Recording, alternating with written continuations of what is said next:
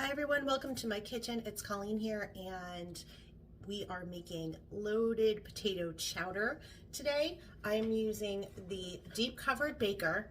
Now before you all get all excited and say, oh, where did that color come from? This is my OG deep covered baker. So they've restyled this, and unless if it still works, I'm not necessarily going to replace it even when it's just been restyled. So just so you can see the difference, this is the mini version. So this is what this deep covered baker looks like now. So it's this size, looks like this. Okay, so super cute, actually, really cute. This is half the size of the deep covered baker. That's the mini. So I'm using my old school cranberry color here, and I've got my potatoes. Woo. I've got my potatoes here. They have been microwaving. Baked them in the microwave. They've been microwaving. I did them for 10 minutes. I kind of stirred them around, and then I did another 10. I left the skins on. I've quartered them, and there is half cup of milk on here. I'm going to take the mix and chop and just, oh wow, give these just a little mash.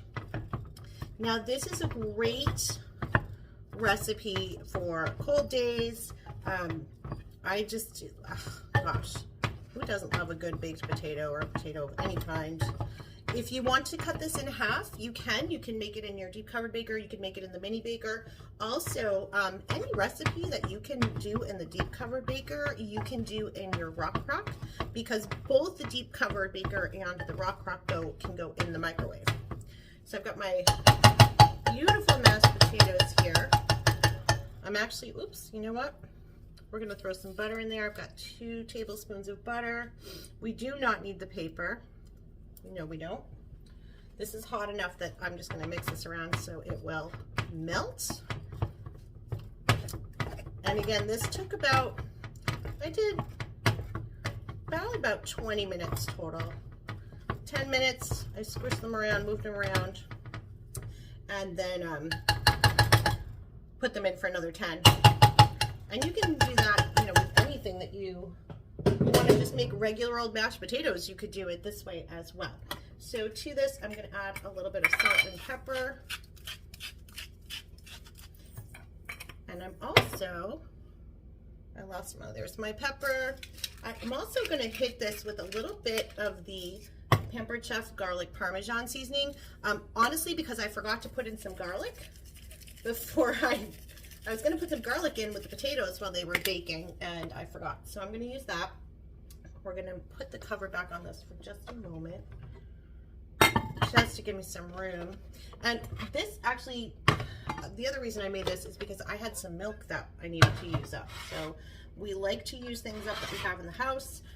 This is 4 ounces of cream cheese. I microwaved it for about 30 seconds so that I could give it a good whisk and it would be smooth.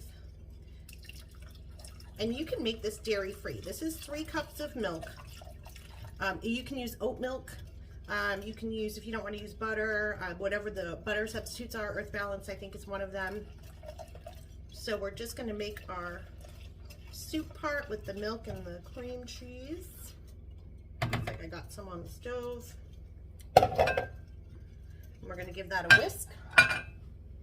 And soup is just such a great thing. I have to tell you, since I started making soups, I have lost my taste for a pre-made soup. They're not hard to make. They're not labor intensive, particularly if you have a pressure cooker. They are really simple and they're satisfying, and you know what's in them. They are far less salty. So we are going to just pour our cream cheese and milk mixture in here. I'm going to scoop it around.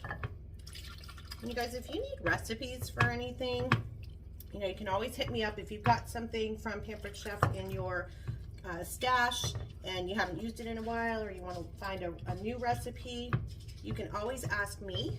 The other cool thing is, when you go to my website, if you go to or if you just go to pamperedchef.com, you don't necessarily have to go to my website. If you look on recipes, when you get to the recipes page, there is a search bar, and you can simply put in deep covered baker or rock crock or stoneware, and it will bring up all kinds of recipes for you to try. So here is our base. It's looking good. I left the skins on here too for some flavor, some texture, and you know, the nutrients in the skin. If I had peeled them, I would have put them in that veggie scrap bag for my stock later on. I'm gonna amp this up a little bit, guys. I have some spinach. Again, I'm doing leftovers. I'm trying to use up what I have. I used up some milk, and I've got some spinach, so I figured why not. I'm gonna throw the spinach in here. The potatoes are already cooked, so we only need to warm this up. Ooh, I made a mess. So it's gonna go back in the microwave for about 3 minutes. It'll get the spinach wilted, and it will bring it all together. And then if you were going to eat it right away, you would just let it cool.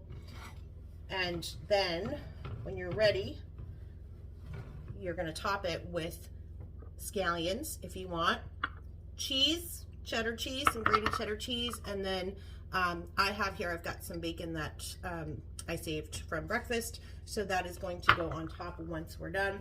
But this is it. Loaded baked potato chowder, hearty, economical. It's going to be a favorite, I promise. You guys are always welcome in this kitchen. Thanks for watching today. Bye.